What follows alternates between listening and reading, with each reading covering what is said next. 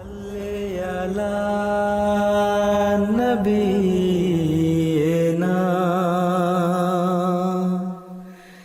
صلی علی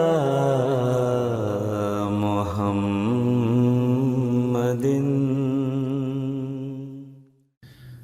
بسم الله الرحمن الرحيم. مشاهدينا الكرام، السلام عليكم ورحمة الله وبركاته، وأهلا وسهلا ومرحبا بكم في حلقة جديدة من برنامج صوت الإسلام. في هذه الحلقة سوف نستمر بالاستماع لخطاب مولانا أمير المؤمنين نصره الله، الذي تحدث فيه حضرته عن حقوق النساء في الإسلام. فتعالوا معنا لنستمع للجزء الثاني من خطابه أيده الله بنصره العزيز. جو پہلے میں نے آیت پیش کی تھی اس میں بھی یہی اللہ تعالیٰ نے فرمایا ہے کہ عورت اور مرد دماغ، جذبات، احساسات اور حقوق کے لحاظ سے برابر ہیں. اور نکاح کے موقع پر خطبہ نکاح کے شروع میں یہ آیت پڑھی جاتی ہے، اور یہ پڑھ کر مرد کے ذہن کو بھی صاف کر دیا کہ اگر تمہارے دل میں کوئی بڑائی ہے تو اسے نکال دو، اور عورت کو بھی تسلی دلا دی کہ تمہارے حقوق کی حفاظت اللہ تعالیٰ فرماتا ہے. اگر کوئی اس طرح حقوق ادا نہیں کرتا تو اللہ تعالیٰ کی پکڑ میں آتا ہے، جس سے مومن کو ہمیشہ خوفزدہ رہنا چاہیے. جس کا ایمان ہی کمزور ہے، مومن نہیں، اس کی تو بات اور ہے. اگر کوئی حقیقی مومن ہے تو پھر اس کو بہرحال خوفزدہ رہنا چاہیے. ایک حقیقی دوست کا رشتہ بڑا مضبوط رشتہ ہوتا ہے. آپ نے فرمایا کہ اس طرح کا رشتہ پیدا کرو.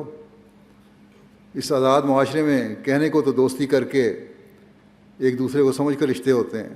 شادی کے شروع میں لڑکا لڑکی، مرد عورت دوستی کرتے ہیں، کہتے ہیں ہم بڑے اچھے دوست ہیں، اور آخر اس کا نتیجہ یہاں نکلتا ہے کہ اس دوستی کا کہ رشتے بھی ہو جاتے ہیں. لیکن کچھ عرصے بعد اکثریت کی یہ دوستی ختم ہو جاتی ہے اور پھر علیحدگی تک نوبت آ جاتی ہے. بس یہ کہنا بھی غلط ہے کہ پسند کی شادی اور پہلے سے تعلق بنا کر کی جانے والی شادی دیر پا ہے. ان کے اپنا اعداد و شمار جو ہے، یہاں کا ڈیٹا جو ہے، وہ یہ اس کی نفی کرتی ہے کہ جو آپس کی انڈرسٹینڈنگ سے رشتے ہوئے ہیں وہ زیادہ ٹوٹتے ہیں. اگر انسان حقیقی مومن اور مومنہ ہے تو ایک دوسرے کو شروع میں نہ جانتے ہوں تب بھی خدا تعالیٰ کی خاطر اس رشتے کو دونوں ایسا نبھاتے ہیں جو خدا تعالیٰ کی رضا حاصل کرنے والا ہو. تاہم یہ بات بھی واضح ہو کہ یہ ضروری نہیں کہ ماں باپ کے کہنے پر ضرور رشتہ کر لے لڑکی. اسلام عورت کو یہ حق دیتا ہے کہ اس کی مرضی کے بغیر شادی نہیں ہو سکتی. اگر اسلام سے پہلے کی تاریخ دیکھیں تو پتہ چلتا ہے کہ والدین جہاں چاہتے عورت کی شادی کر دیتے، بلکہ اب بھی بعض غیر ترقی یافتہ اور ترقی پذیر ممالک میں ایسا ہی ہوتا ہے کہ ماں باپ اپنی مرضی سے شادی کرنے پر لڑکی پر زور ڈالتے ہیں، بلکہ بعض لوگ تو یہاں ان ترقی یافتہ ممالک میں آ کر بھی اس قسم کی جاہلانہ حرکتیں کرتے ہیں کہ ہماری مرضی سے ہماری برادری میں اور ہمارے خاندان میں شادی ہوگی، نہیں تو لڑکی کو بڑی سختیاں جھیلنی پڑتی ہیں. ماں باپ صرف دعا کر کے، اصل طریقہ تو یہ ہے کہ ماں باپ دعا کر کے اپنی پسند کا اظہار کریں، لیکن زبردستی نہیں کرنی چاہیے. اگر کوئی یہ کہے کہ مسلمان یہ کرتے ہیں تو واضح ہو یہ ان لوگوں کا قصور ہے جو اپنی مرضی ٹھونستے ہیں. اسلام کی تعلیم کا تو کوئی قصور نہیں. اسلام نے تو یہاں تک کہا ہے کہ عورت کی مرضی کے خلاف اگر کوئی شادی ہو تو وہ باطل ہے، غلط ہے.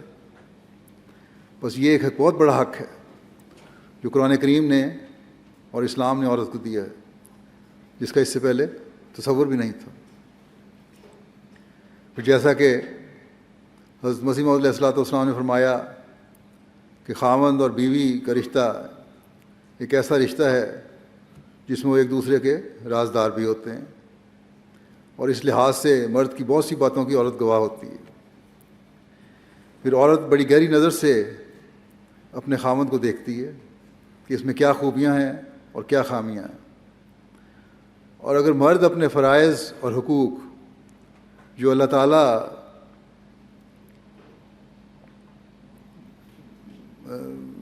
نے اسے دیے ہیں وہ ادا نہیں کر رہا، جو بیوی کے حقوق ہیں انہیں اسلامی تعلیم کے مطابق ادا نہیں کر رہا، تو ایک دن بیوی پھر اس کے سامنے کھڑی ہو سکتی ہے، اور ایسے بگڑے ہوئے خاوند کو کہہ سکتی ہے اور کہے گی، اور وہ اس کا حق رکھتی ہے کہ پہلے اپنی اصلاح کرو پھر مجھے سمجھانا۔ بس عموماً گھروں میں جھگڑوں کی بنیاد بھی یہیں سے پڑتی ہے، جب مرد جابر حاکم کی طرح اپنے گھر کو چلانا چاہتا ہے اور حقوق ادا نہیں کرتا، تو اسے بیوی کے اعتراضوں کا سامنا بھی کرنا پڑتا ہے۔ بس عورت کے ایک بیوی کے حق کو قائم کرنے کے لیے اور گھر میں امن کی فضا پیدا کرنے اور قائم رکھنے کے لیے حضرت صلی اللہ علیہ وسلم کا یہ سنہرا ارشاد ہے کہ تم میں سے بہتر وہی ہے جو اپنے اہل کے لیے اچھا ہے۔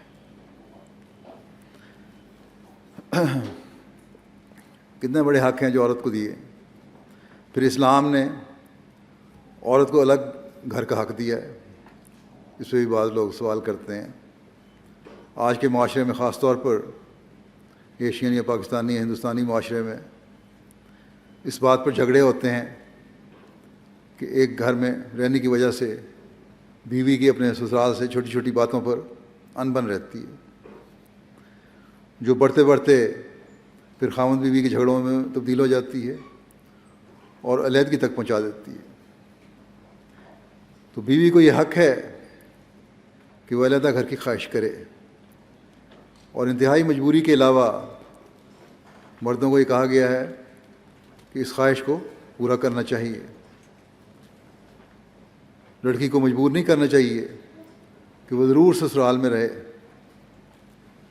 اگر وسائل ایسے ہیں تو پھر علیحدہ ہونا چاہیے، اور اگر نہیں وسائل تو پھر کوشش کرنی چاہیے کہ جب بھی حالات بہتر ہوں علیحدہ ہو جائے۔ پھر عورت کا حق مہر مقرر کیا گیا ہے تاکہ اس کی کوئی جائیداد ہو، اس کے اپنے پاس کوئی رقم ہو، اس کی وہ آپ وارث ہو اور مکمل مالک ہو۔ جائیداد میں اسے حصہ دیا گیا ہے۔ آج کی نام نہاد دنیا میں جائیداد اور وراثت کا حق دیا گیا ہے، لیکن یہ صرف 100-150 سال پہلے آہستہ آہستہ ملا ہے، جو کہ اسلام نے 1500 سال پہلے دے دیا تھا۔ بلکہ پہلے تو یہاں یہ رواج تھا کہ شادی کے بعد عورت کی جائیداد اس کی جائیداد نہیں سمجھی جاتی تھی۔ اگر عورت کو کسی ذریعے سے جائیداد کوئی مل جاتی تھی یا اس نے کسی ذریعے سے پیدا کر لی اور اس کی ابھی شادی نہیں ہوئی، تو شادی ہو گئی تو پھر اس کی جائیداد سمجھی نہیں جاتی تھی، اور بعض لوگ تو صاحب جائیداد عورت سے شادی کر کے اس کی جائیداد پر قابض ہو جاتے تھے۔ شادی کے بعد وہ جائیداد عورت کی خامد کی طرف چلی جاتی تھی۔ لیکن اسلام نے ابتدا میں ہی عورت کی جائیداد کو اس کی ذاتی ملکیت قرار دے کر